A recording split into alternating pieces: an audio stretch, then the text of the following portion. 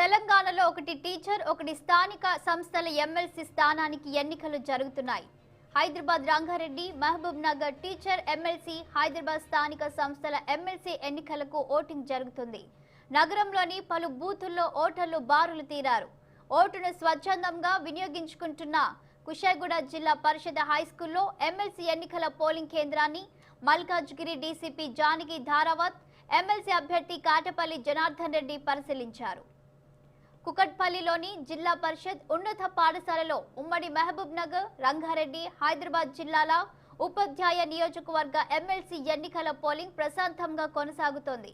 ఇక్కడ మొత్తం 742 మంది ఉపాధ్యాయులు తమ ఓటు హక్కు వినియోగించుకోనున్నారు. పోలింగ్ కేంద్రాల వద్ద గట్టి బందోబస్తు నిర్వహిస్తున్నారు. ఎలాంటి అవాంఛనీయ సంఘటనలు చోటు చేసుకోకుండా 144 సెక్షన్ విధించారు పోలీసులు. మహా విలువైనటువంటిది.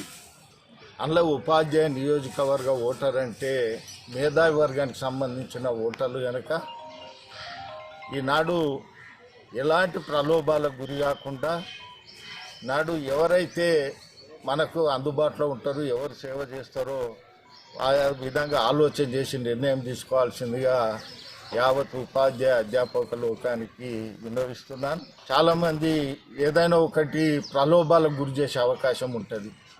అలాంటి ప్రలోభాలకు గురి అయినట్లయితే మన నైతికతను కోల్పోయిన వాళ్ళమైతే కనుక నాడు యావత్ ఉపాధ్యాయులకు విన్నవించుకుంటున్నా, మీ పవిత్రమైన ఓటును వినియోగించుకోవాల్సిందిగా అందరినీ అభ్యర్థిస్తున్నాను.